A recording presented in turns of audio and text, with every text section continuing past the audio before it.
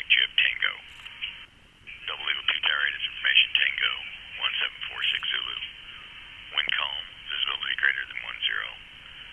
Sky clear below 12,000. Temperature 7, dew point -6, altimeter 3034. Visual approaching use, landing departing runway 22. Use caution for possible wildlife on and in the vicinity of all airport services. Notice Chairman, ILS runway 22 middle marker decommissioned. Taxiway Alpha 1 is closed from taxiway Alpha to the north ramp. Advise on initial contact, Jib Tango. Double Eagle 2 Tower 8 is information, Tango. Alrighty, so we got the ATIS.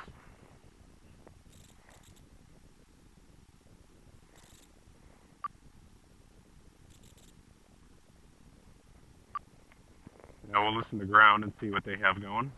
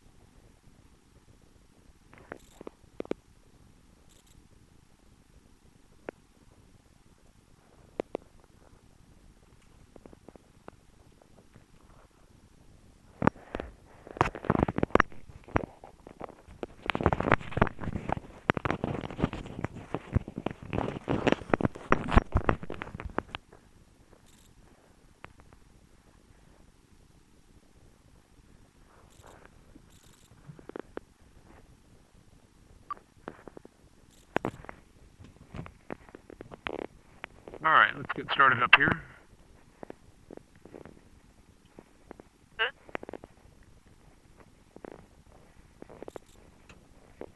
Brakes are set.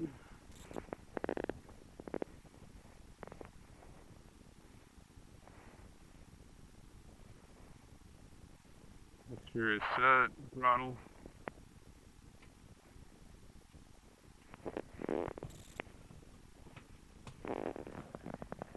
Double Eagle Tower, RV 191 correction, 191 Papa Foxtrot, experimental about 8 miles to the south with Tango. RV 191 Papa Foxtrot, Double Eagle Tower. Good morning again, sir. 3-2, use yours, left downwind 2-2, straight in 3-5. We'll take a left. 1 Papa Foxtrot. RB1 Pop Fox, straight in, runway 35. Give me a 3-mile call, give me a wind update. It's been pretty light and variable. 1 Papa Foxtrot, we'll go.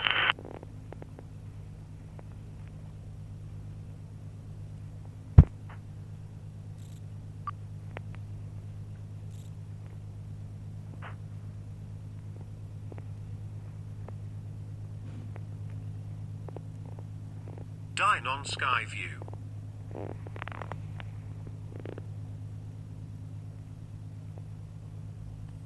Double Eagle ground, experimental Sonic 604 Charlie Mike is on the ground near Bodie Aviation with Tango. 604 Charlie Mike, Double Eagle. Good morning, sir. Winds 14013, altimeter's down 3031, runway 22, taxi of Bravo to Alpha. Bravo to Alpha to 22. 604 Charlie Mike.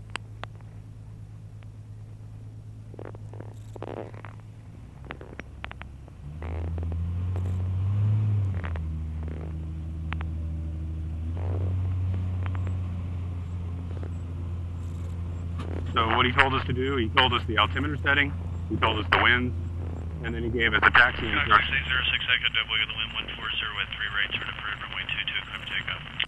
Taxi what? Hang on.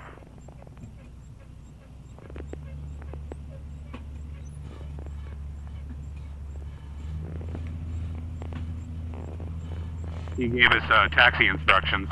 He told us to go to Bravo, to Alpha, over to 22, where that Cessna is. We can't taxi without a clearance from ground. Sometimes the tower does that job also. But this morning they've got a guy on ground. 1 Papa Foxtrot, that's Privacy. Report midfield left downwind on 22. Looks like you'll be probably following a Cherokee either inbound straight into 2, so I'll point them out once you're a little closer.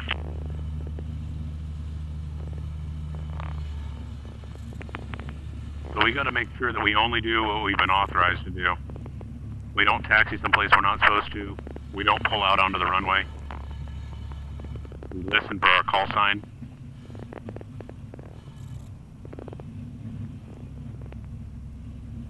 Okay, so here's Alpha.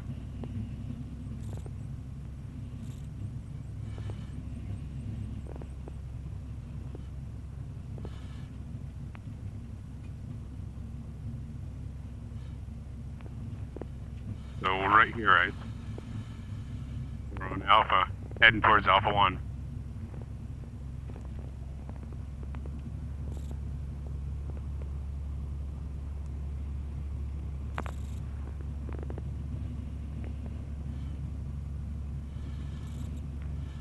There's a trike in that hangar over there. 06 Echo. Right turn your discretion and for exchange period Albuquerque 127.4. We'll see you later. Looking at that airplane next to it. Yeah, that's an RV. RV1 Pop Fox, you're in sight. If you want a short approach, I can approve that. If that Cherokee's still about at least 3.5 out, then you're clearly on 22. Okay, so we have to stop before this line up here. This is the hold short line. We do all of our checks right here, and then we tell the tower that we're ready to go. Okay. So we'll do our run up. Oh, we gotta make sure our fuel is programmed. Full.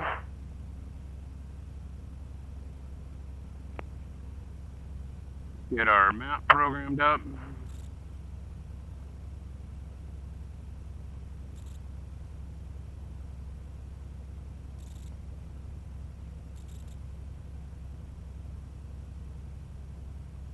RV1 Pop Fox, if you can keep that turn right to final, that'd be great. That Cherokee, a little closer than I thought. They're about maybe about a mile and a quarter out there behind you. Thanks, guys. All right, got that all done. 2003. Got Las Vegas programmed up. 43 West, you'll see traffic just inside a quarter-mile left base funnels and RV. They're going to proceed to the runway. You're still clear to land runway 22. All right, got a brake set, flaps. Just gonna do our run up.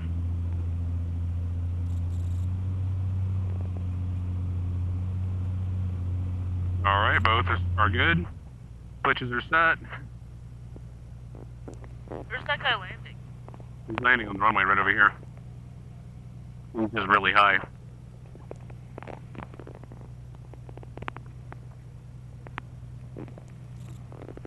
All right, so we'll switch over to tower.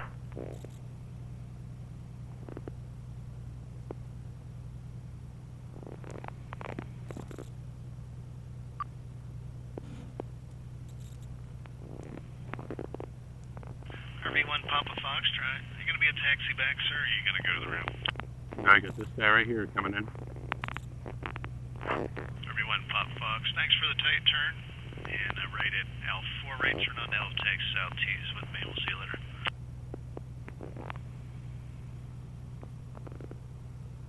RV1 Pop Fox, that's true.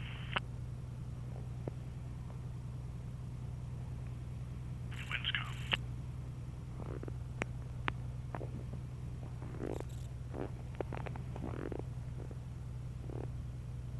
Double Eagle Tower, Experimental Sonic 604 Charlie Mike, Alpha 1 at 22. We're ready to go. 04 Charlie Mike, double Eagle Hold short, 22, traffic be cleared down 2. Double Eagle Tower, 4 Charlie Mike, we're going to be departing to the northeast. 04 Charlie Mike, Roger. And not sure if you heard me. I don't know if I hit the button right, but hold short 22, traffic's Cherokee cleared downfield, sir. Okay, we'll hold short. 4 Charlie Mike.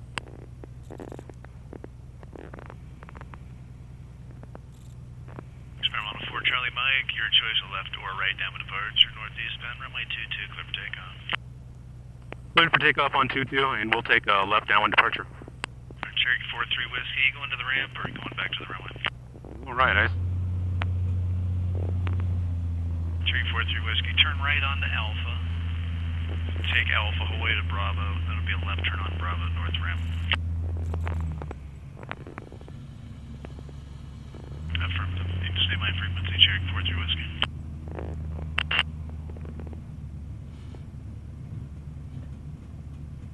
ready to go? Ready? All right. Mixture, canopy, seatbelt, trim.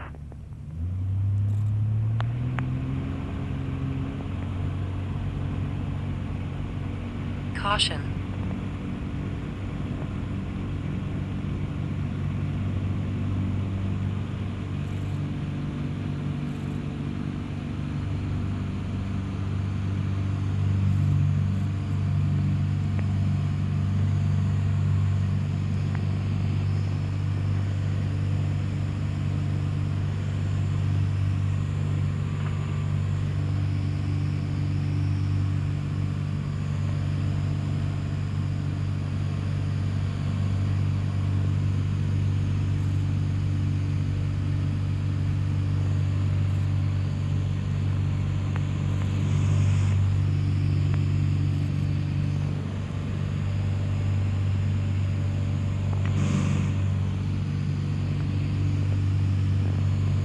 Whiskey, just continue straight ahead.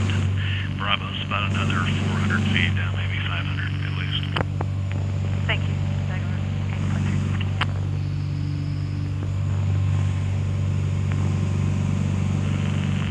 For Charlie Mike, Albuquerque approach, if you want to fly falling northeastbound in Class C is 127.4 for exchange per guys. For Charlie Mike.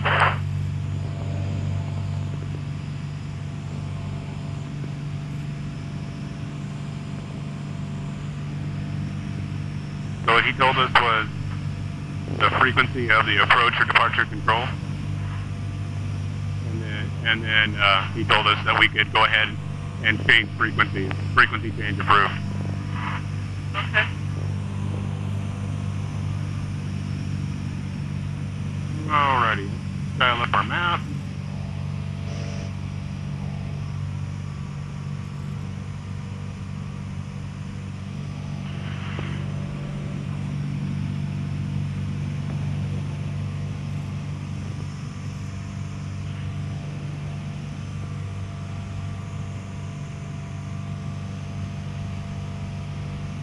Chili, check. 3, 4, 5. Double Eagle Tower, Chili, flight of 5 RVs, plus wind 9 miles, northwest, inbound, landing, with Tango, request initial to be overhead. Charlie Flight W Tower, good morning, guys. And report 3 mile initial, braking your discretion, pattern altitude 6,800. Not braking or discretion. Chili, we'll report a 2 mile final. Will be a right brake, and will be pattern altitude.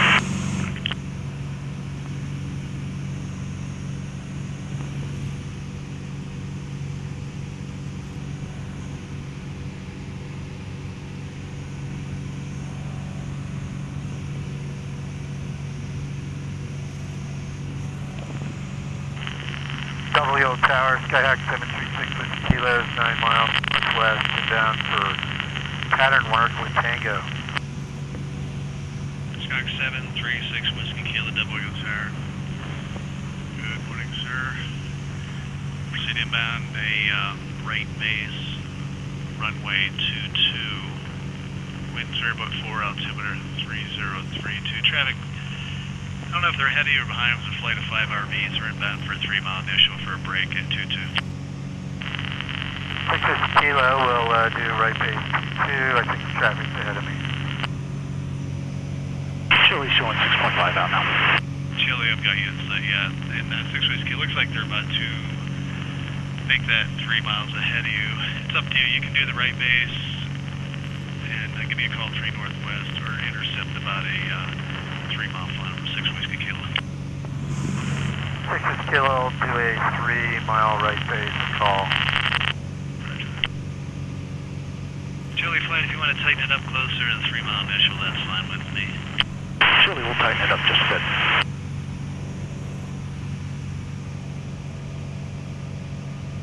Cherry 43 Whiskey, if Bodie's not up there, 296129.6, that's their RAM frequency, we'll see how that. Thank you, Sheriff.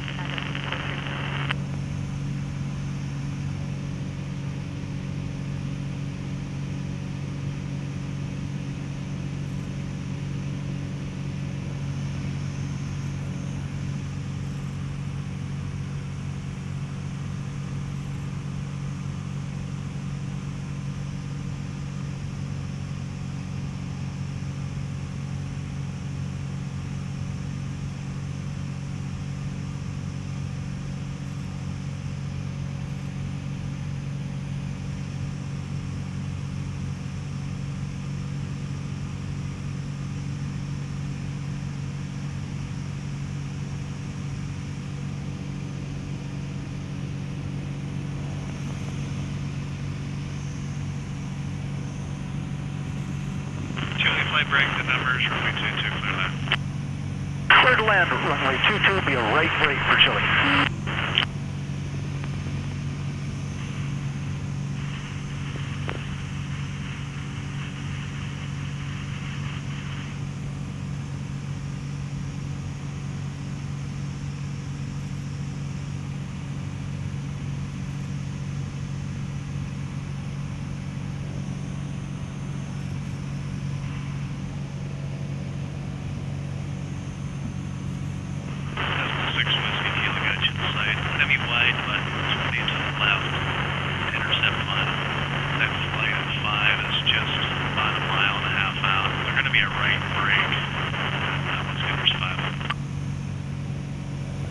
Yes, 4462, your choice. You can have to turn in for the straight into 8 there, or if you'd rather hit a left base for 3 right there for a little extra descent room, that's also available, whichever you prefer.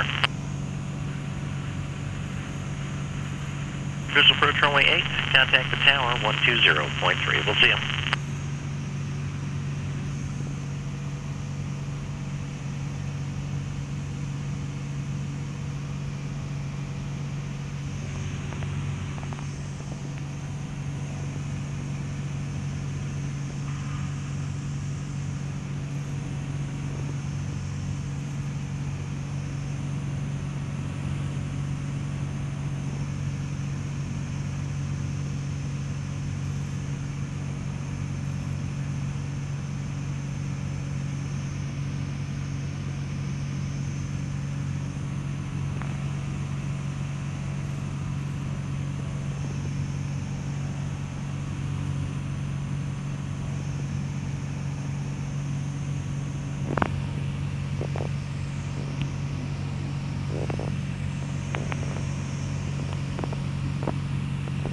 Alright, guys. I'm going to send a quick message. Just going to head us out that way. See those little hills up ahead? Yeah. Just going to aim that way. We're just going to do a gradual climb. So don't pull the nose too high. Put the nose down a little bit. Right about there. See that attitude, hold that attitude. Hello, Shuttle 5345, Alpha departure, radar contact. Climb and maintain flight level 200, 20,000. Cross Monzano, at or above 11,500. Take a step down your Shuttle 5345, up to 200, Monzano, at or above 11,500.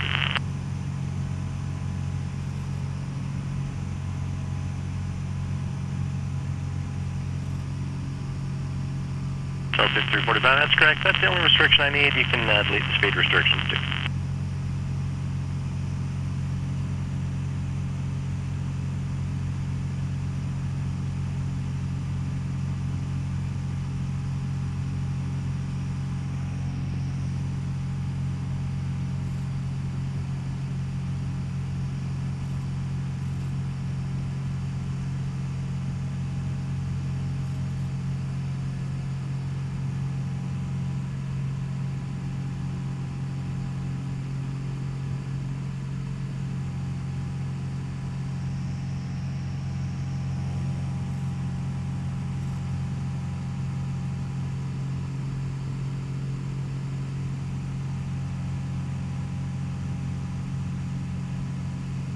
That's 4744, Albuquerque departure, radar contact. Climb and maintain flight level 200, 20,000.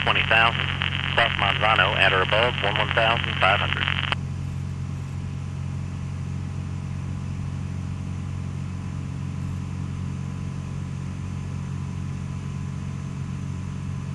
Mercury 5132, Albuquerque approach, hello. Maintain 10,000 and expect visual approach runway 8.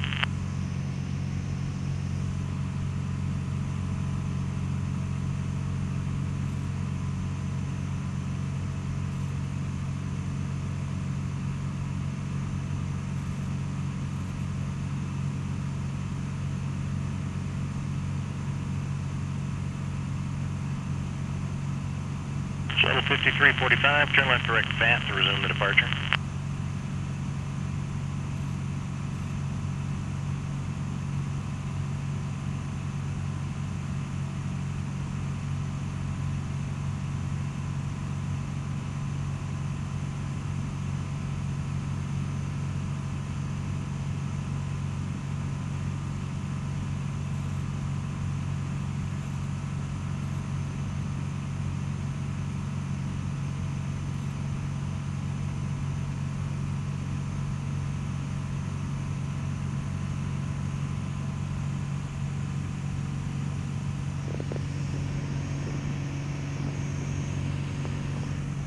Alright, I got it.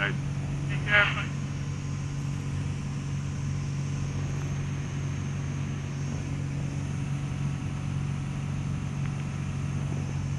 Shuttle 5345, contact Albuquerque Center on 133.65, 3365. We'll see you.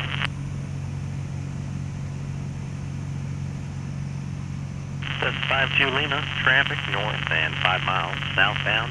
Regional jet 12,000 for 10,000. Yeah. Mercury 5132, message traffic on TCAS, 11 noon to 12 o'clock, 4 miles. Northwestbound, Skyhawk VFR at 8,500. Get you further descent once you pass.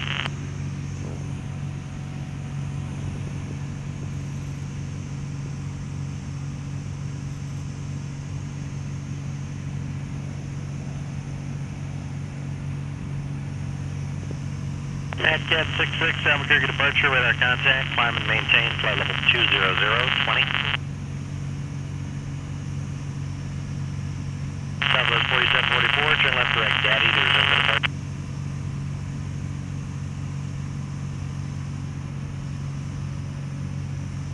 And just back to Lima, I think you just said you had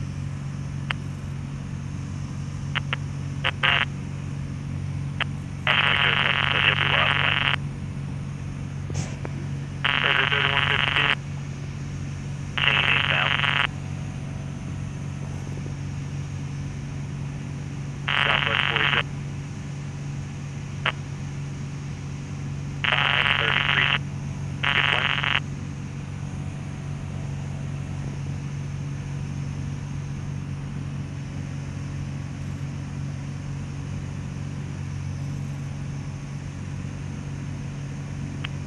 North of Midtown.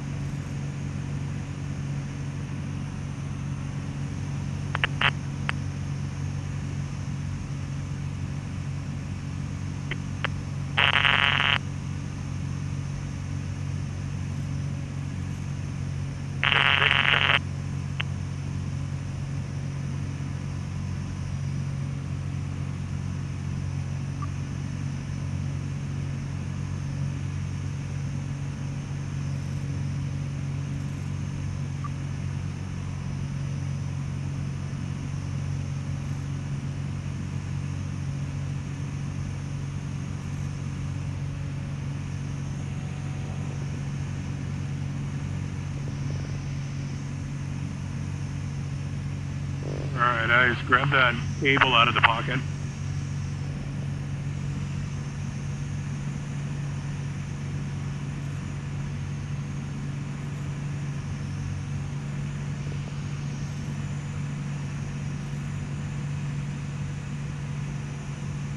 This one? Yep. Plug one end into the out. Oh, I'm sorry, the in.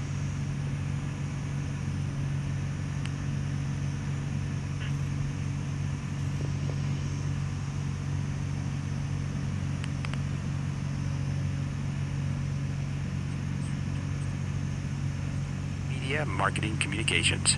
Visit them at commavia.com.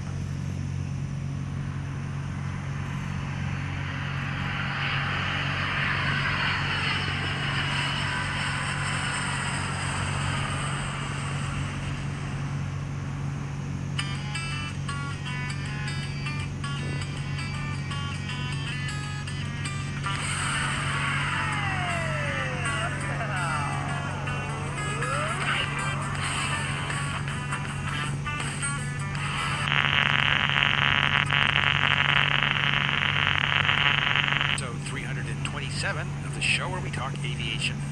If you want to follow along with us, you can find show notes at airplanegeeks.com/327.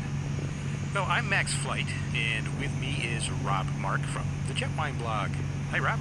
Hey, good evening from Chicago, where we have recently heard news that the new George Lucas Museum that's coming to Chicago may be built over the top of Soldier Field, which is the home of the Chicago Bears. And they think they might do that because the Bears don't seem to need it anymore. Well, all right, thanks for that important news, Rob. We really appreciate it. Okay. All right. Also with us is Brian Coleman. Hi, Brian. Good evening, Max and my making fun of the Raiders last week apparently only worked for 1 week, because boy did they get a smackdown on Sunday. So, oh well, I'm gonna have to figure out some other way to get them going. One can hope.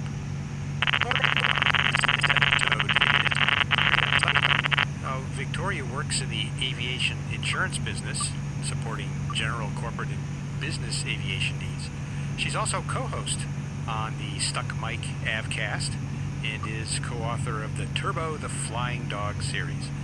Oh, Victoria, welcome back to the Airplane Geeks podcast. Thank you very much. Happy to be here.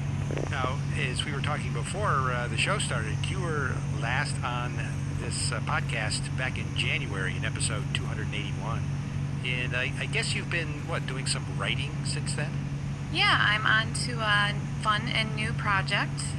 It's inspired by my dog, and it's been great, and the support from the aviation community has been amazing, and partially because it's about a flying dog, and partially because you guys just rock and are supportive, and that's kind of why I'm here today. Fantastic. Okay, we're going to talk about the book, and we can't avoid talking about the Stuck Mike AVcast.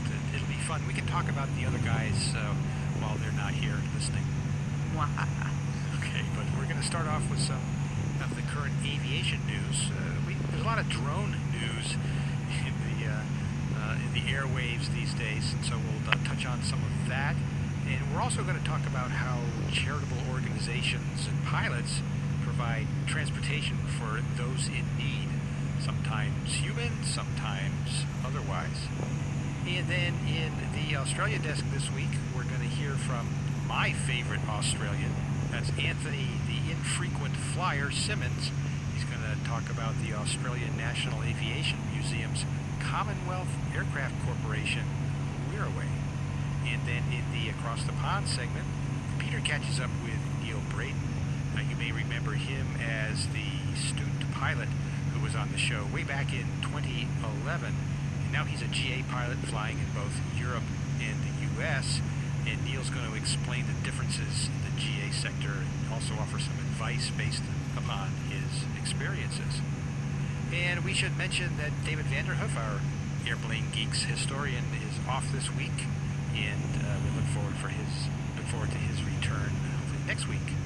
And then we'll finish up with a little bit of listener feedback. So with that, if you guys are ready, we'll start off with the aviation news. Are you ready? Okie dokie. Let's go. Woo!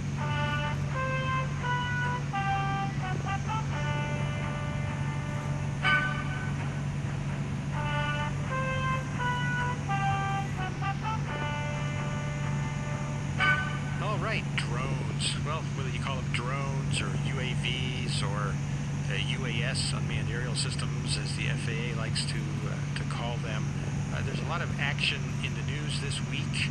And maybe what I'll do, Rob, is set this up a little bit and then let you jump in, since you've made some appearances and A good picture, huh? recently with some interesting topics. That's a good picture right there. Yeah. What we should start off by saying is that, as most people know, Look at this little town nestled in this little valley. is we've been waiting for the regulations to come out. It's like at the end of a road. It doesn't even go through. It's initially small, Like a mining town or something. or small UAS, as the FAA calls them. And they tell us that sometime by the end of this year, we'll see an NPRM, a Notice of Proposed Rulemaking from the FAA. This will be in advance of a public comment period, and all this leading up to eventually some regulations. And there have been some news stories out about what might be in those in that NPRM. And in fact, the FAA administrator, Michael Huerta, has made some comments about what might be in there. But they're not being really specific yet. But Rob, there have been a couple of things mentioned that really have caused some people concern. Well, I think the thing that's causing people concern is just what you touched on, the fact that it has been so long since the FAA has been, since they initiated this process, and they haven't given anybody any details. And so what happens is that when you don't give anybody anything specific, people make it up to fill in the gaps. And course, here in the United States, as in a lot of other countries, you know, the small UASs, UAVs, RPVs, whatever they are called, is a hot topic. And as I have said, you know, in fact, when we did our Aviation Minute episode before last, we were talking about that, and I really support the drone concept. I love what they can do. I only care about one thing. Just make sure you can prove to me how you're going to keep the darn things from coming through the windshield of an airplane I'm flying at 3 or 4 or 5,000 feet, whatever. And that has not happened yet. That technology doesn't even exist commercially yet. But everybody is saying, oh, don't worry about it. That'll all work out. And don't worry, the people will know what to do. Well, there have been a number of incidents with people, unfortunately, giving the whole industry a black eye by flying these darn things close to commercial airports. Last week, there were 3 incidents in just a couple of days at JFK in New York.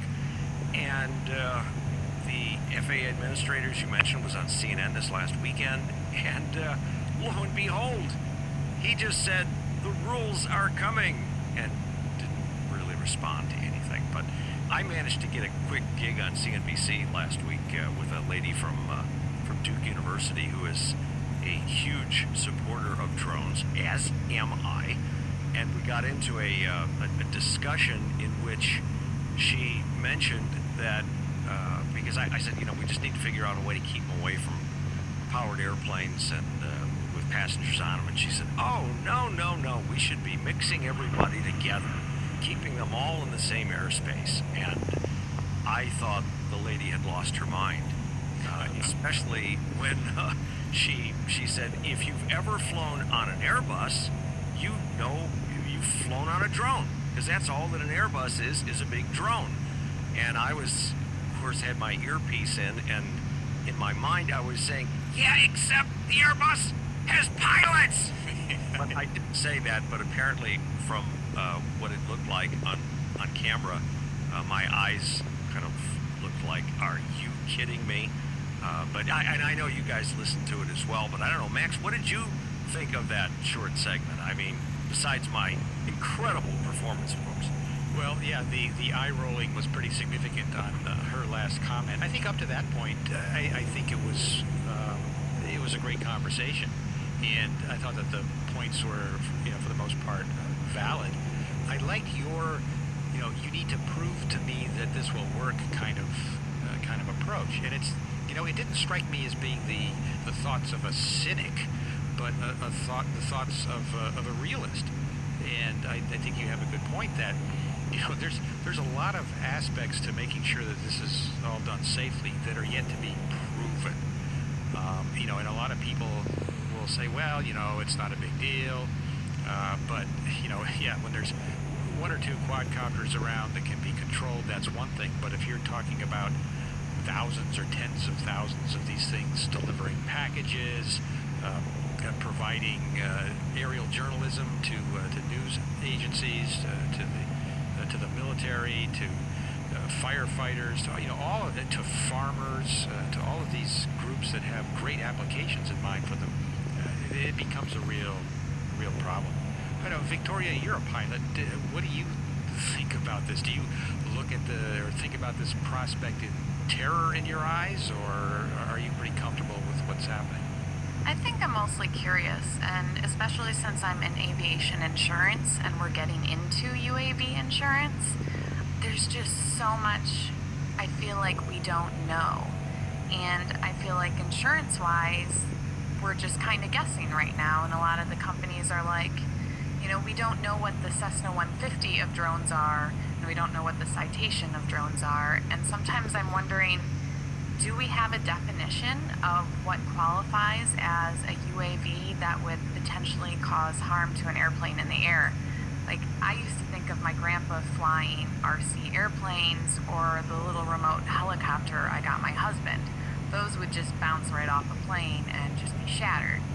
But then I also think of, like, you know, the Air Force has their Predators, and that's something major. So when I hear about Amazon thinking about delivering packages, are they doing it on the little mini helicopter, or are they doing it on a Predator?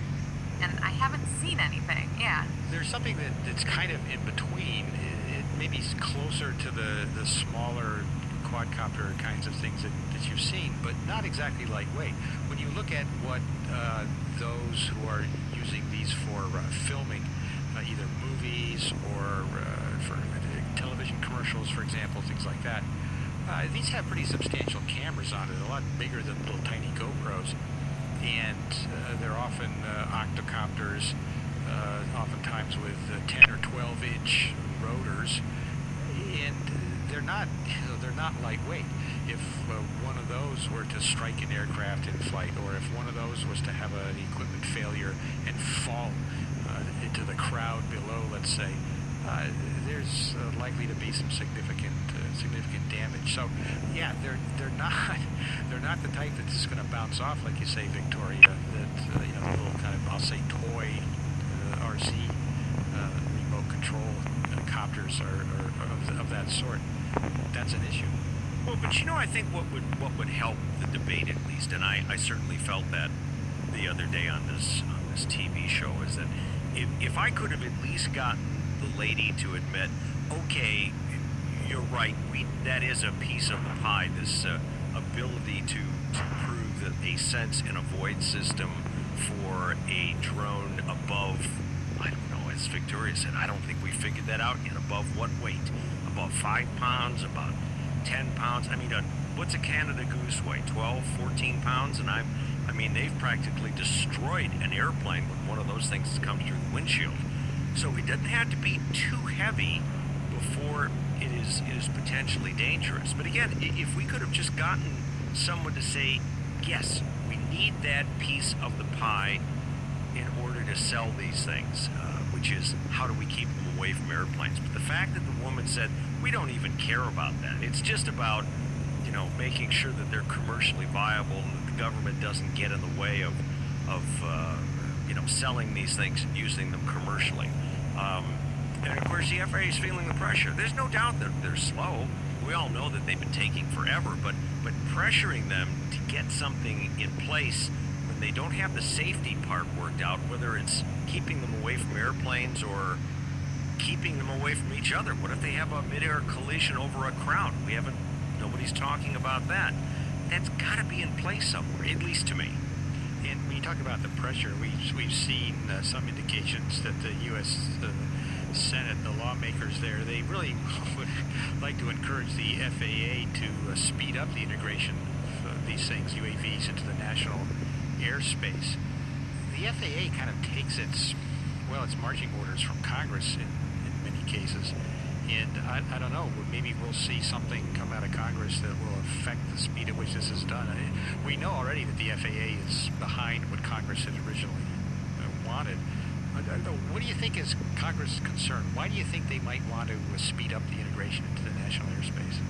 I think it's because they want to see them become commercially viable machines to organizations that want to use them and make it easier for them to use, which, again, I fully support. I just want to make sure that we all know where they are. And right now we have no way of knowing that. But coming over the rim of this size. I just think it's the commercials they're really pushing for it. Yeah, I would agree. All right. Guys, you can rest your feet on the rudder pedals, just don't push, okay? Or you can go underneath them. UAV Digest podcast, so if you're interested in following this in more detail, you can listen to that. So maybe we ought to push on. As I mentioned at the beginning, we have a few stories about humanitarian services that are provided by aviation organizations. And those of you listening might want to consider making donations to these causes. Just want to point out first, before we get started, that we here at Airplane Geeks, we don't specifically endorse any of them, but we will have links to many of them in the show notes, and we encourage you to take a look and evaluate them and make your own decisions if you'd like to support one or more of these. So the first one we have, this comes from AvWeb, a story in AvWeb. Endangered sea turtles need GA transport. But this is kind of interesting. We have something that we would call migratory turtles. And apparently, like many New Englanders, they spend their summers in the waters off of New England, and then they swim south in the winter. But this year, because of some sort of differences, some changes in the wind and water temperatures, a lot of these turtles have been stranded, more than 400 of them, along some of the beaches in Cape Cod, or on Cape Cod in Massachusetts. And according to Leslie Weinstein, the board member for the Archie Carr Center for Sea Turtle Research, that's at the University of Florida, they need transportation to aquariums. They're stranded. So there's an aviation rescue effort underway. They're working with the National Guard, but also with volunteer groups like Pilots and Paws to solicit some help from the general aviation pilots. You know, I have to say that in a lot of these organizations, the GA pilots really do kind of step up and help out in some of these causes. Yeah, Max, when I was living up in the Bay Area, I used to volunteer at a group called the Marine Mammal Center, and our charter was to rehabilitate seals and sea lions. And every once in a while, one of them needed to be moved, and it was always fun when pilots stepped in to move a sea lion or elephant seal, and some of them could get quite large, and having a 800-pound, 1,200-pound animal roll around in the back of a plane, I think requires some special talent from the part of the pilot. But it's definitely rewarding along the way. Oh, for sure. And a lot of times there's no alternative, no real other way to provide this kind of transportation. Wait, you're rehabilitating them, you said? Yeah, absolutely. So what do? You kind of give them job training, and what do you do? Turn them into hey, you're going to be a bartender now. Oddly enough, we would teach them how to fish. Yeah, how to eat. Yeah, there you go. Yep. Now that they could learn from my dog. Trust No, me. if the pups are separated from their moms, they never learn how to eat, so we teach them how to fish. You know, oh, go ahead. I was going to say, you struck a good point about the pilot having to be careful with such a large animal flying around, especially, I mean, that could be quite a distraction, and especially ruin your center of gravity, I guess. There was a YouTube video going on a while back of a baby elephant that was rescued. And they were just in maybe a Cessna Caravan, but I think it was smaller. And there's this baby elephant playing with his water bottle and kept tapping the pilot on his shoulder occasionally. It was an adorable, moving video, but you have to think, wow, you got to be really careful when you're doing that. Yeah, but did you hear the audio on that? With the elephant going, "What's that down there?" Are we there yet? Does they serve peanuts in flight? But you know, the other point that you made, I forgot who said it before, but you know, pilots of small airplanes, GA airplanes, really do step up. Let's look at the Angel Flight side too, and the thousands of hours of free transportation that people offer medical patients in small airplanes to carry them from one place to another, and so there are lots of things that go on like that. Victoria, are there insurance issues associated with this for pilots? Not that I can immediately think of. A lot of the larger organizations will request to be added as an additional insured on your policy. There's usually no cost for that. That just covers them in case they're sued because, you say you were flying and someone was injured who was flying on behalf of, like Angel Lift or something like that. But no, usually there's no issues. We have another story. This is actually from last year, but it's a great story. This is about there was a Marine who was serving in Afghanistan, and he had two rescue dogs. These were Anatolian Shepherds, which I'd never heard of. My wife, who knows just about everything about every breed, said, "Oh, of course, she knew all about them." This was Dusty and Wyatt, and he actually was able to get the dogs back to the U.S. When his tour of duty ended. He had some assistance from an animal rescue organization. But later he was transferred across the country, and the airlines weren't able to provide transportation, I guess because these dogs were so large. And so the heiress to the Wrigley Gum enterprise stepped in and chartered a private jet to bring the dogs to the new location. she's the founder of this animal rescue organization called On the Wings of Angels Rescue. It's a nice, another nice example of someone recognizing a situation. In this case, these poor dogs, and stepping in and providing. There's a fire lookout tower on that peak. Value, but would cost a ton. See it up there? Yeah. Spend your own money to do that. Another great example. No, they're still fine. Who's it? Wings of Rescue. I mean, they're still continuing moving animals around. So I think that it's great what they're doing. Fantastic, yeah. Well, keeping with animals on flights, and a little different example is, there was an article recently about a woman. This is actually in Hartford, close to me, who brought a pig on board a plane and claimed that this was an emotional support pig, and the airline didn't think much of that. Threw the woman and the pig off the plane. Sure, it wasn't her husband. Yeah.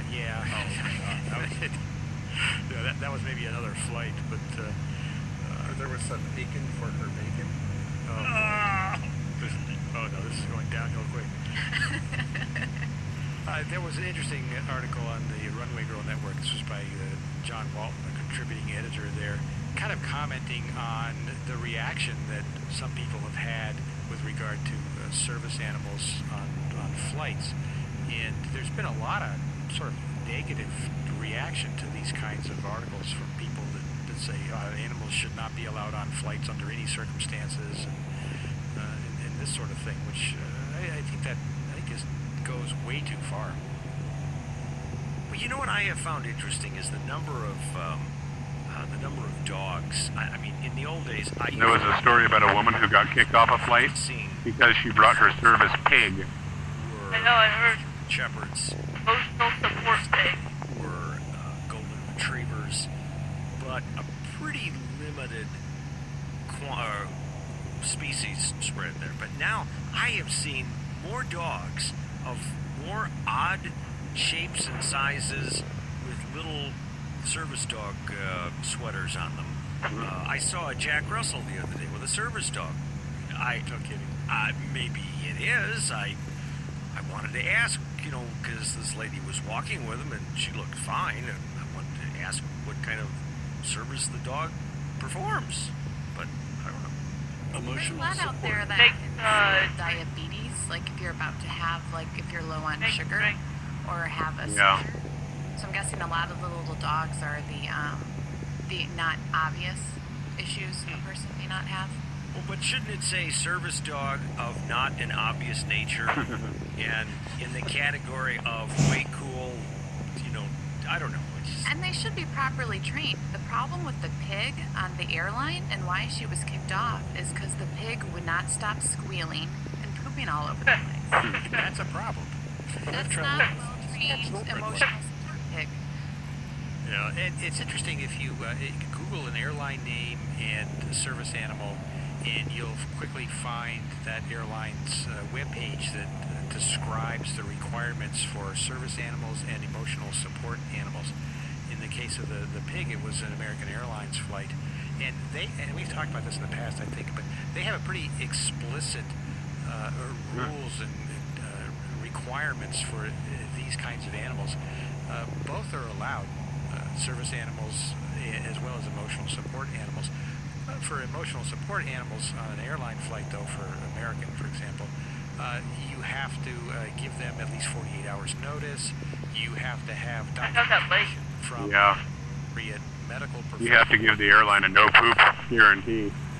The need for this emotional support animal, things like that. You can't But, get on a plane and say like little islands. emotional support. Yeah. parent. I have a right to bring this on board.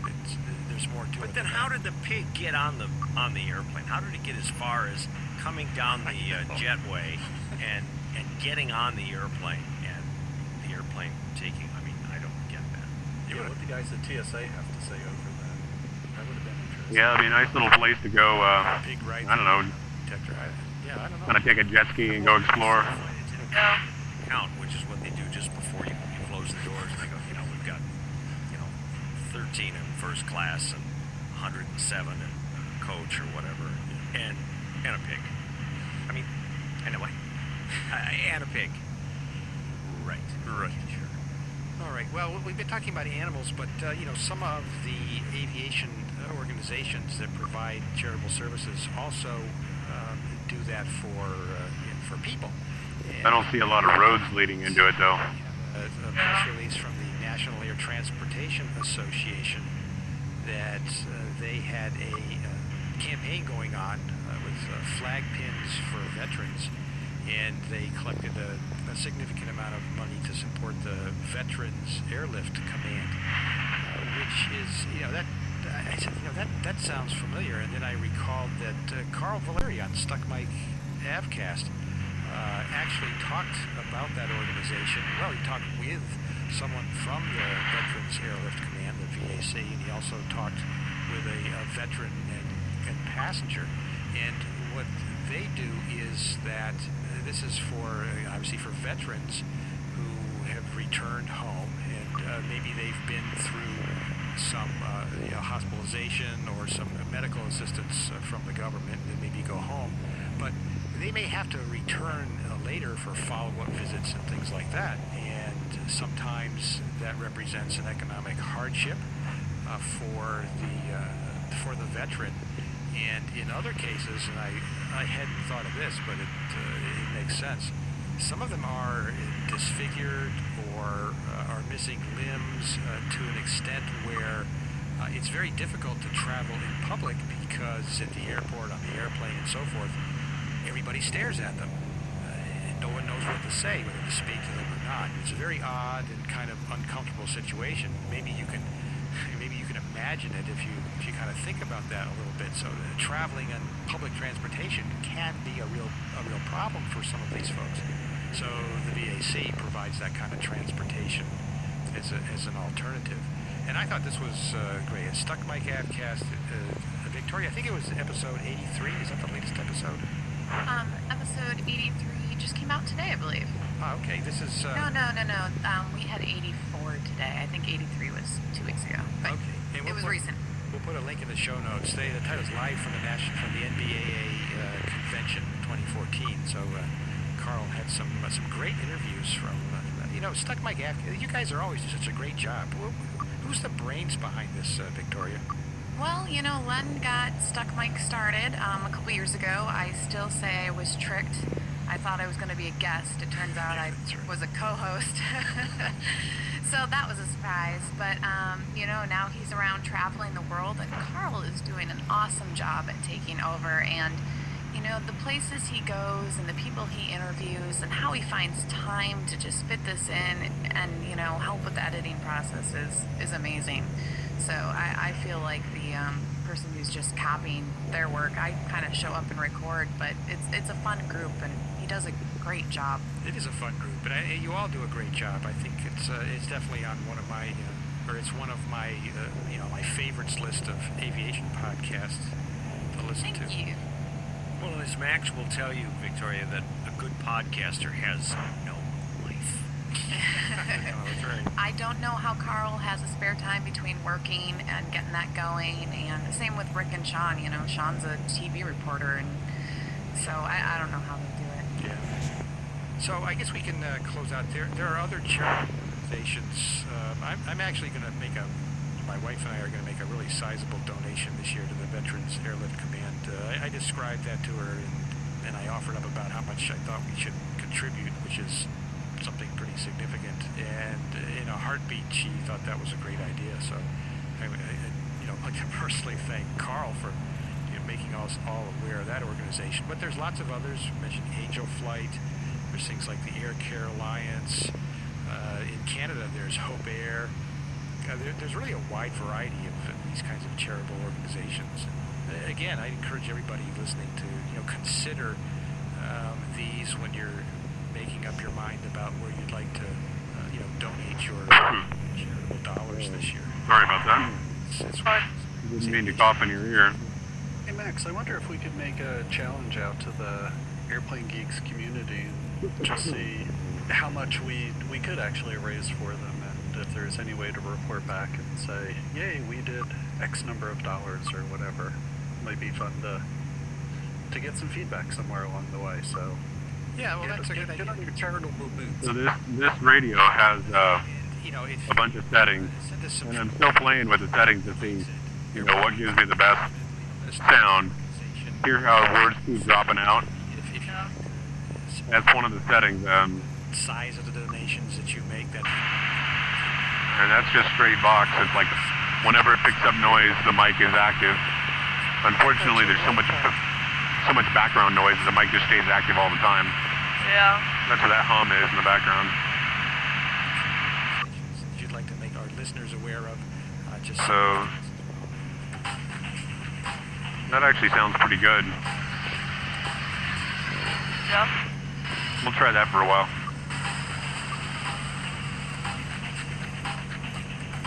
It's a little easier. It picks up the mic a little quicker when we're talking. Yeah, it does. Turbo the flying dog. How long has Turbo been flying?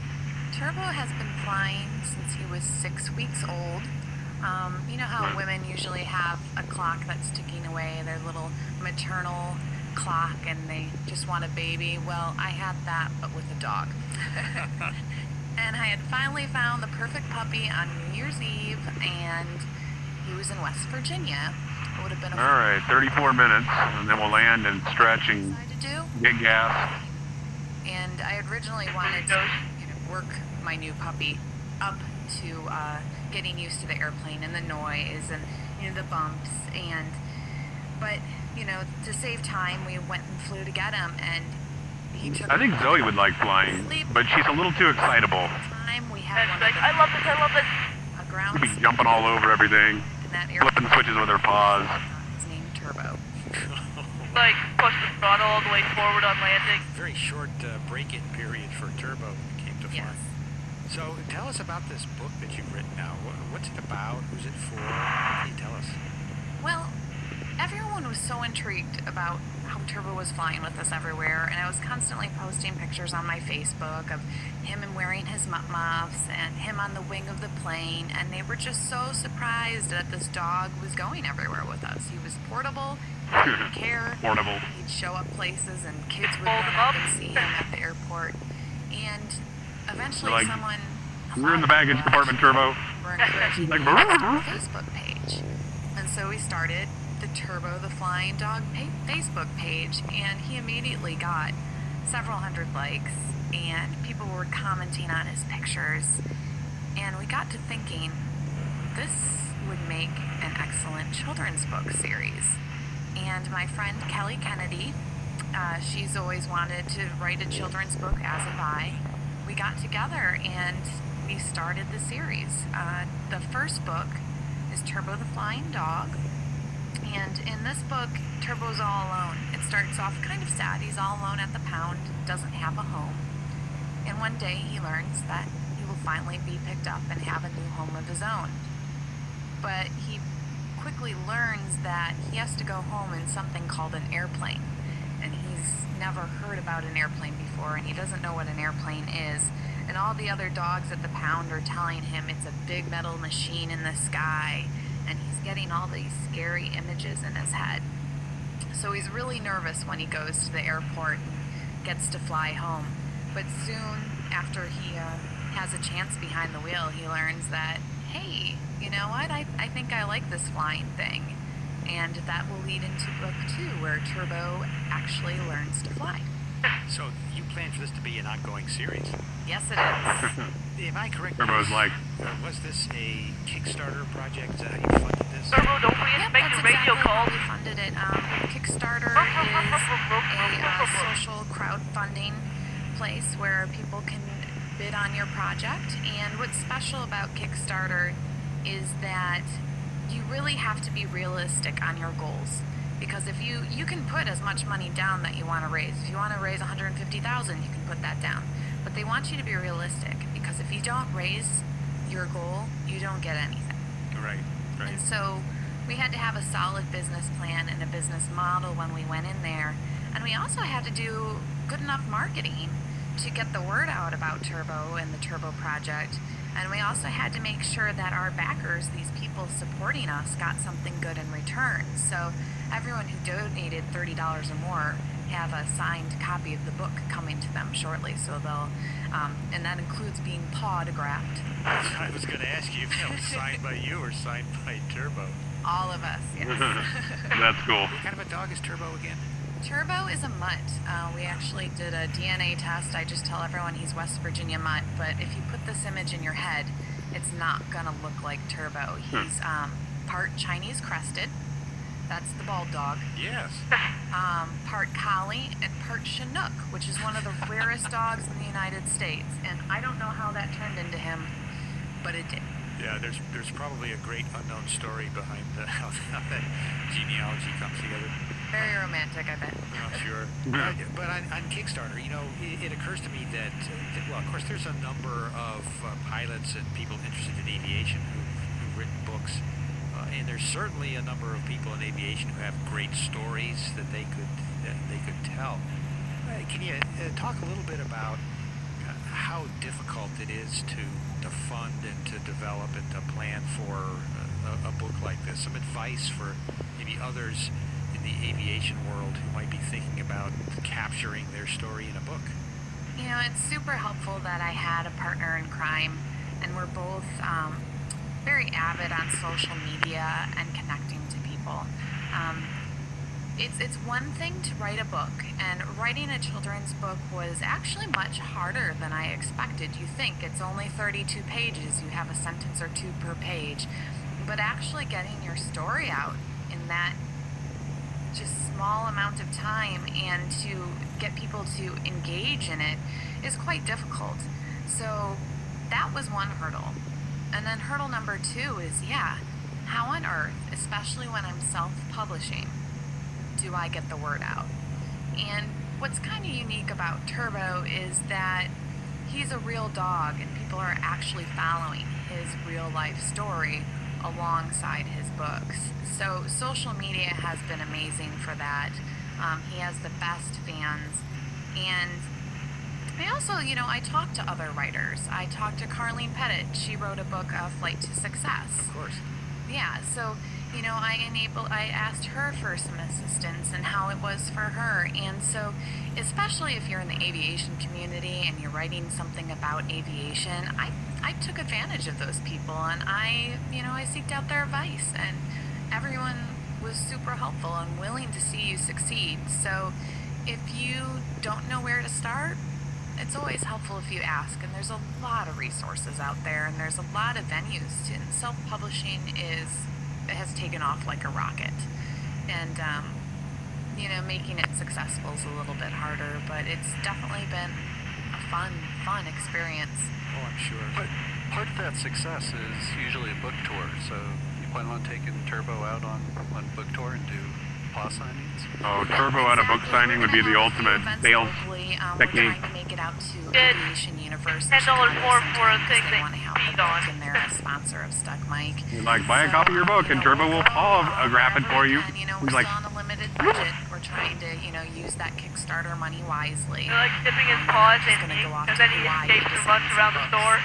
So, we're doing what we can with what we have, and, luckily with internet, the world has shrunk, and with GA airports, that makes it easy as well. How about the artwork? How did you take care of that aspect? That's got to be big, I would think, especially in a children's book, but in any kind of book, you need more than just words. Oh yes, I had an image in my head for so long, and my co-author Kelly had an image in her head as well. And one of the reasons we didn't actually submit this to agents and big publishers is we were very afraid of them assigning an artist that just didn't fit the integrity and the vision we had for the series. So that is the main reason we went the self-publishing route. And we were very low budget, so before we paid anyone to see samples or to search for an artist for us, we actually put a call out on Turbo's Facebook and Instagrams and said, hey, if you're a fan of Turbo, if you're an artist and have this sort of talent, please send us your bid for a 32 colored page book and send us a sample of your turbo, what you see turbo looking like in the series. And the response, and the immediate response, was overwhelming. It just, they clicked. And we ended up picking, of all people, my husband's cousin. She submitted her work and she gave us a price, and it was like she just took turbo out of my brain, something that I've never been able to describe in words, and she put it on the paper. So she's hired for all our books. You know, I really love those that GoPro you put on his back. That's, I mean, if you're a dog person, you'd think that was pretty cool. But I mean, he is a very fast dog. Oh, he is fast. He turbocharges. What's a GoPro on Zoe? We're talking about, of course, you've got to go to Turbo the Flying Dog on Facebook. Yes, exactly. You can watch. There's a house on top here. His very own GoPro harness. And someone lives right on the very top of this mountain. They're like, it's mine. It's all mine. The Wonder Dog has any kind of a future in publishing? Well, wait a sec. Well, I think it's just rocks. Possibly, but of course he's a little older than Turbo, and you know he does need his music. Oh, I don't know. It looks like a house. No, he can have a cameo. Well, that's true. I couldn't think about that, but boy, that GoPro. I don't know. I think it's just a collection of rocks, actually. I was actually thinking I could do something like that with my daughter while she's still in school. Put If I had a GoPro on child, your I daughter? would so put a GoPro on. Yeah. I want to put one on my chickens. So. Well, you're just me to do it without her noticing, I guess. All right, we got to bring the Challenger over and land on that little round flat top over there. Yeah. Skyfunder.com. We'll plant the flag. I claim this hill for Challenger. Aviation crowdfunding. Yeah, I stumbled across that the other day when I was looking at other like aviation-related Kickstarters, and or Indiegogo or what have you, and that's brand new, just for people who want to fund an airplane to flight training. And Oh, interesting. yeah, Yeah, I'm looking at their Skyfunder.com. Flexible worldwide crowdfunding for aerospace and aviation projects. Have to take a look at that. Who's doing the printing? How does the actual publishing work for you, for Turbo? yeah, we're doing it through CreateSpace, which is a very easy website where you can upload things to. They also offer professional services if you need editing or layout services like that, and they're owned by Amazon. So it's pretty much free to use until you use some of the more advanced services, and then they can help you get on Amazon. They can help turn your book into a Kindle. They can get you in other spots as well. So a friend who, Jeff Kennan, wrote The Day I Learned to Fly. He published through CreateSpace. So I got to get a copy of his book and see what that looked like, and I was really impressed with the printing. And we got proof of the Turbo book the other day, and it's a great website, great source for people who are looking to self-publish. And will there be a Kindle version or an iBook version? Yes, we'll have a Kindle version out. We're probably not going to release the Kindle for the first book until maybe the second book comes out. We're going to see how the paper copies do first. It's an extra fee, but we're definitely have plans to do that. And Victoria, where can folks learn more about the book? You can just go online at turbotheflyingdog.com. He's on Twitter at turboflyingdog, and he's on Facebook /turbotheflyingdog. That's great. He's all over. And it sounds Taking like over social media. it sounds like it'd make a perfect stocking stuffer for the upcoming holiday season. It is out December 8th, so you can definitely purchase it online and on Amazon.com prior to the holiday. Victoria, what kind of flying trips did you take this year? Anything remarkable or notable? Is that Turbo? We started off this year. To hear Max's comments, you could say it a little nicer, Victoria. I mean, Not you. We started off the year with flying to Bahamas. That was the first time I've flown to the Bahamas, and Turbo came with us. Was that the first over water flight for you? I've flown over like the Great Lakes, but this is my first like Caribbean ocean, flight. Is there any special gear that Turbo needs in order to do a water crossing, or just in the plane in He general? wears a diaper. Well, you know how you're required to have life jackets aboard in case you had to ditch. So ours is just a tiny 2-person plane. We had our life jackets behind us so we could grab them. We made what we call the puppy platform for Turbo. He sits in the back over our luggage on a little platform made for him. And one of my biggest concerns were if, God forbid, we had to ditch the plane, is that I'd have to turn around and get Turbo all prepared to get out of the plane.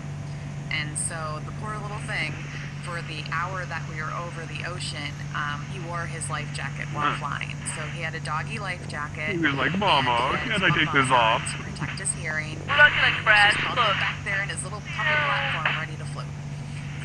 Butt muffs? They make butt muffs, huh? Yes, that's what they're called. It's actually Safe and Sound Pets, I think is the company, and they make muffs, and they look just I am like on their ordinary and they've got fly paper on the bottom. without the microphone, and basically gives enough cushion and just blocks the extra sound. Because, you know, being in that loud plane over time could hurt a dog's ears, and their ears are so sensitive as it is. We just didn't want to take any risks. What kind of airplane is it, Victoria? We have a Glassair. It's a Glassair 1RG. It's a 2-seater experimental. Cruises at about 165, 170 knots. Yeah, nice. Speedy. Perfect for Turbo. All right, well, thanks a lot, Victoria. It's been an interesting conversation.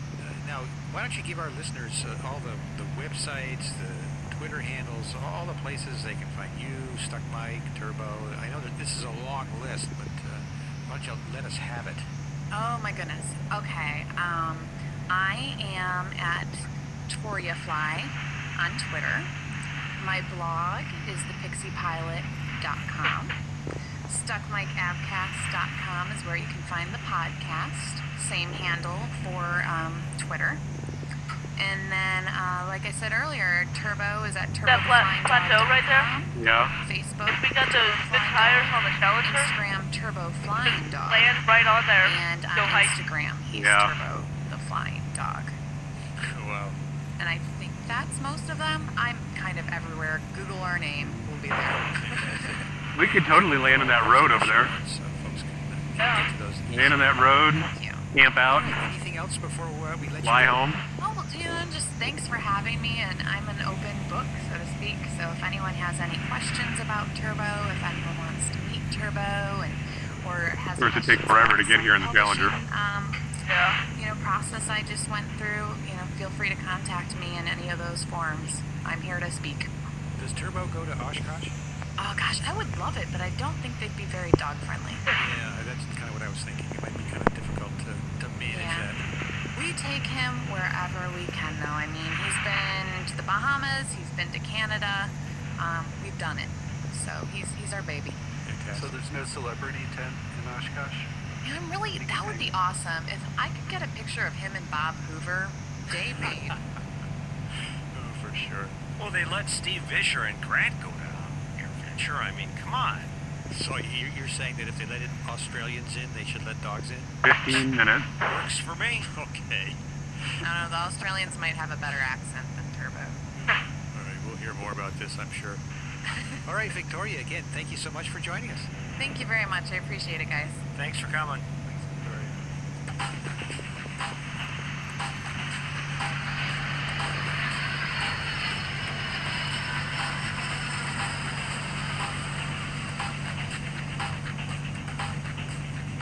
And now here's Pete Combs from the National Business Aviation Association to tell us what to expect in the next NBAA Flight Plan podcast. Hi, I'm Pete Combs, and if your business is flying, then you'll want to check out NBAA's Flight Plan. Whether you're flight crew, cabin crew, line crew, or maintenance, NBAA's Flight Plan is 5 minutes well spent on topics that range from safety to education to procedures both new and old. You'll find us on Apple's iTunes website or at the home of business aviation, NBAA. All right, we're close enough that we can start listening to everything. Okay.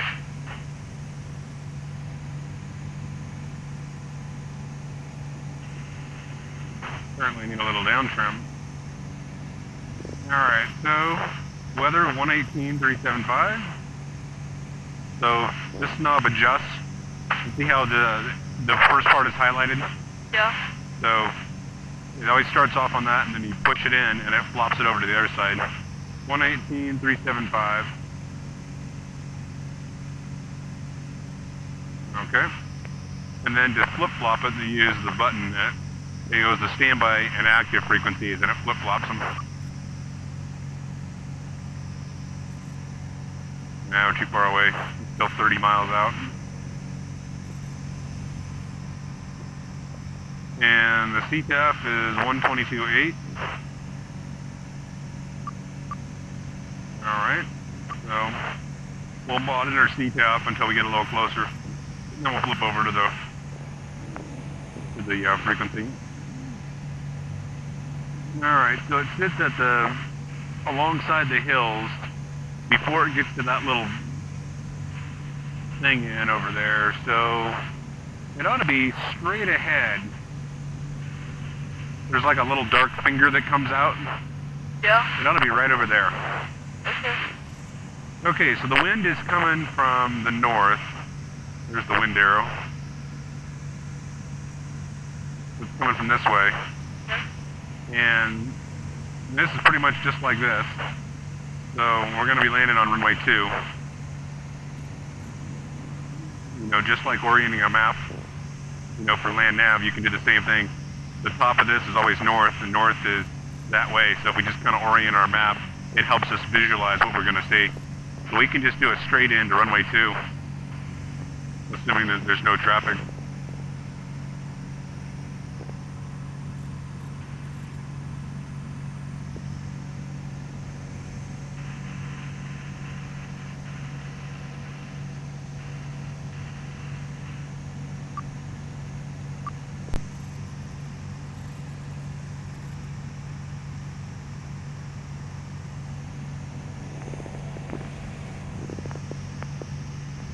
Traffic pattern altitude of 7,100. We're at 90, almost 94, so we got to come down 2,000 feet. We can set up a gradual descent.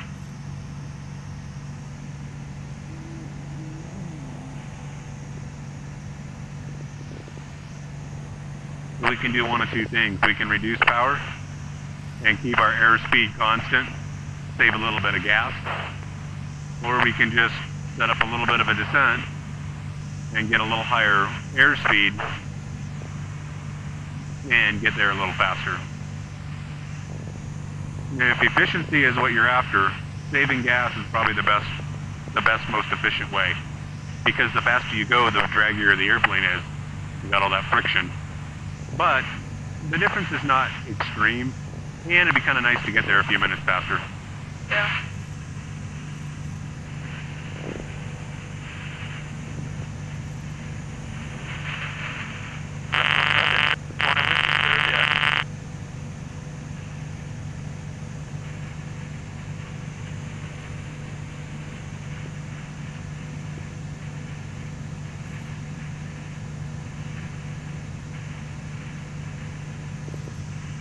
Alright, coming down passing 9. Got about a 400, 300 feet per minute descent. That ought to work out just fine. 10 minutes out.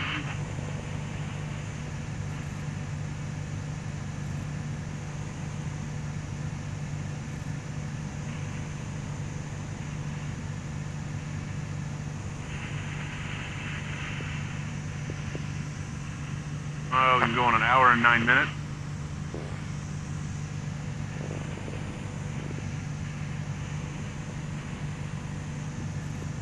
And actually, that's just flight time. It doesn't count our taxi and warm up and all that. When we log our time, we log our tack time or hogs time, which is basically whenever the engine is operating. Okay. Go ahead and turn that way off. But the flight time is useful to know because if you're trying to like do your fuel burn and all that, it's good to know how long you're actually at cruise power. So that if you had a 10-minute taxi, that doesn't throw off your fuel burn calcs. the GoPro has got an hour and 21 minutes on it, so you can see the difference between hour and 10 and hour and 21, so 11 minutes of startup, warm-up, radio calls, taxi, all that. Alright, 22 miles out. Let's see if we can get some weather. I can just hear it trying to pop through, but not quite yet.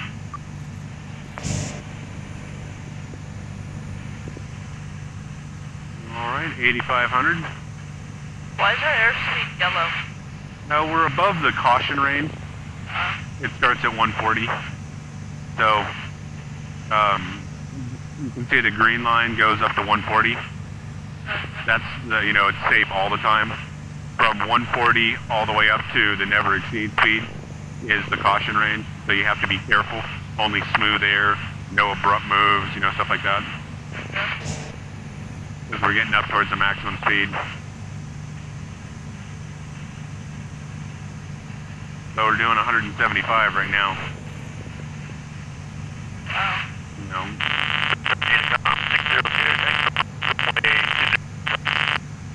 We got 25 mile an hour winds.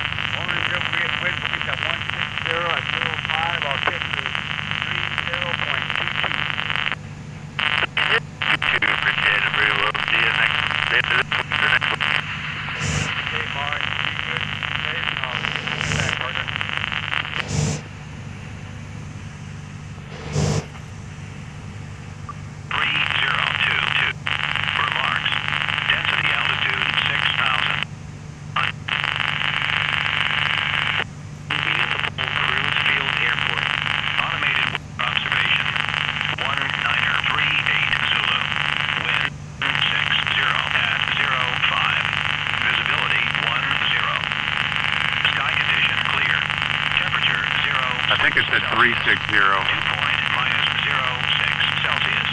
Altimeter 3022. Remarks.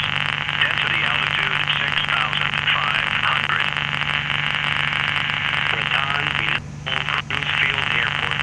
Automated weather observation. 1938 Zulu. Wind 160 at 05. Visibility 10. Sky condition clear. Temperature 06 Celsius. 160. 06 Celsius. That seems kind of strange. 3022. Remarks. Density altitude 6,500. Raton Municipal Cruise Field Airport. Automated weather observation. 1939 Zulu. Wind 160 at 06. Visibility. Yep, 160. Wouldn't have guessed that. Alright, that means that we're probably going to be landing on 20.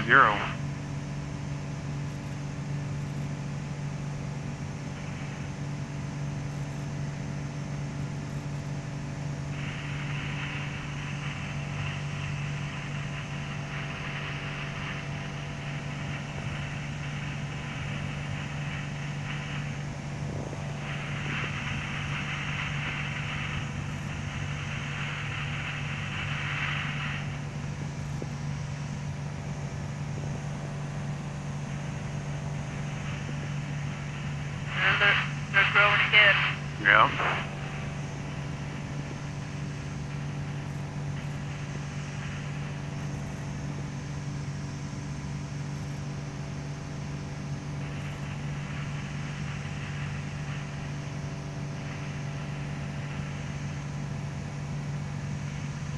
Raton traffic, Terminal Sonic 604 Charlie Mike, 12 miles south.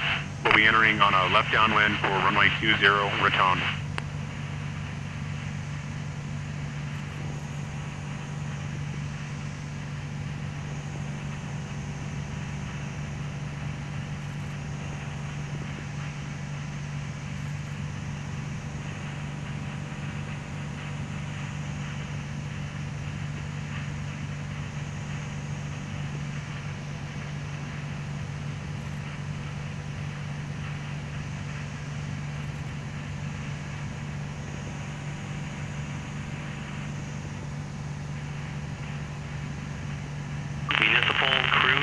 airport. Automated weather observation. 1941 Zulu. Wind 160 at 04. Visibility 10. Sky condition clear. Temperature 06 Celsius. Dew point -06 Celsius. Altimeter 3022.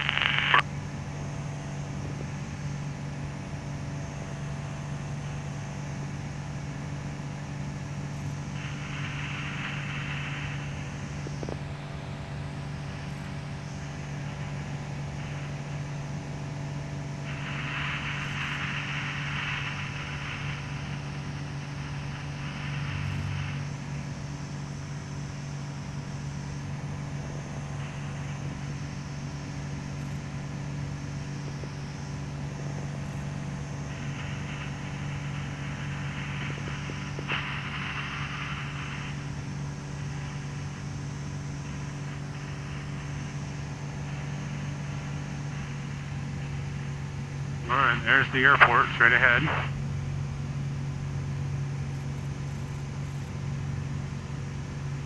We're going to jog over to the other side of the runway.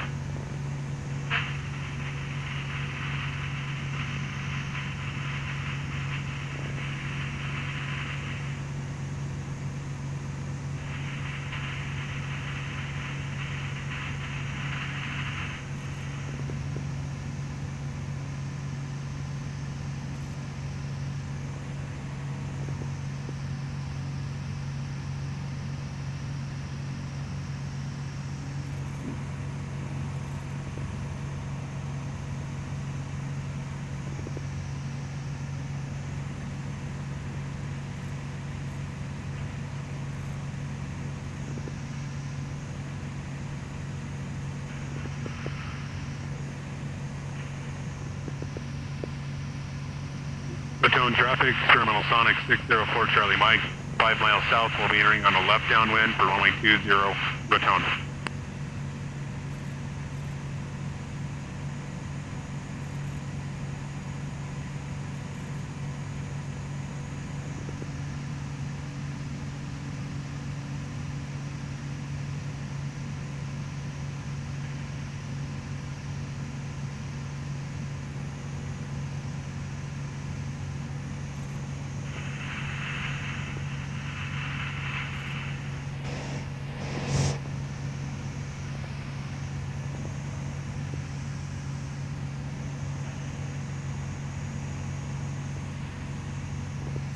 I'd sure like to get a look at the windsock. It doesn't seem likely that the wind is coming from that direction.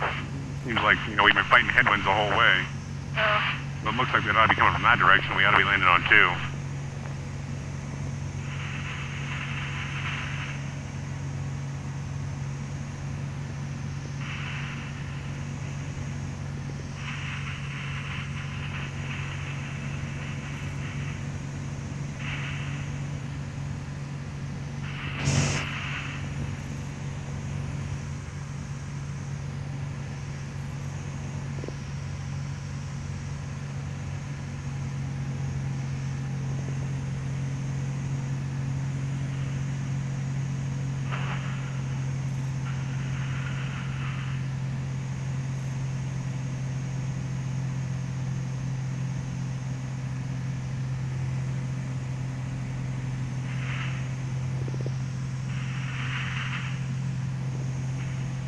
A little bit high.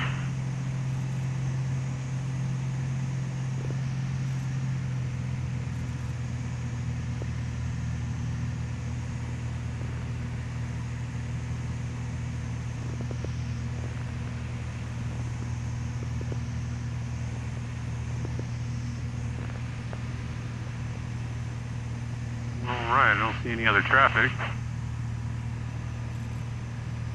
One plane out on the ramp. There's the windsock, but it's not showing a whole lot of anything. Yep, sure enough. Raton traffic, Sonic 604 Charlie Mike, downwind, 20 Raton, full stop.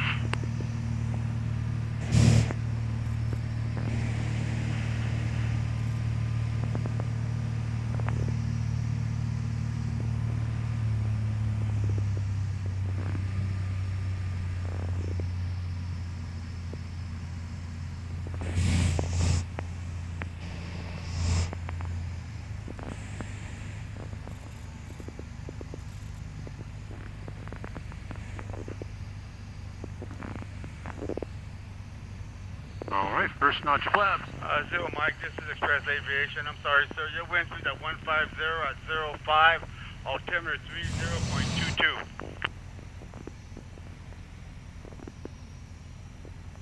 Roger, thanks.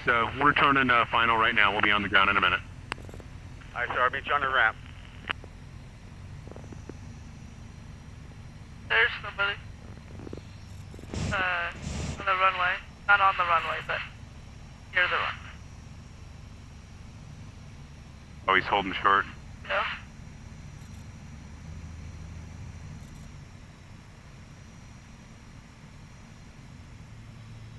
An RV.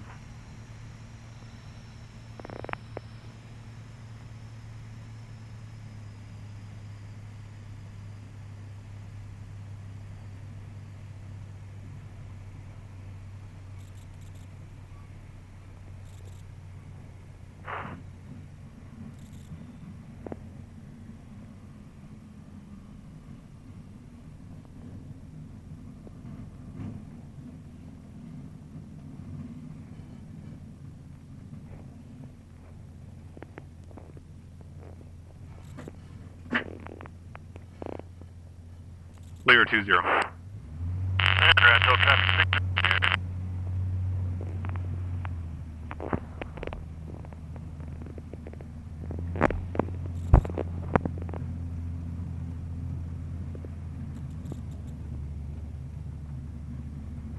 Those winds must be kind of just swirling down here. Get down in the bowl and you never know what they'll do.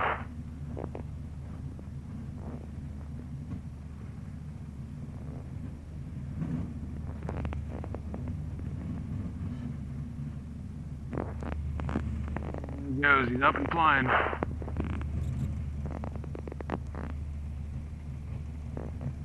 Looks nice, all polished up. Yeah.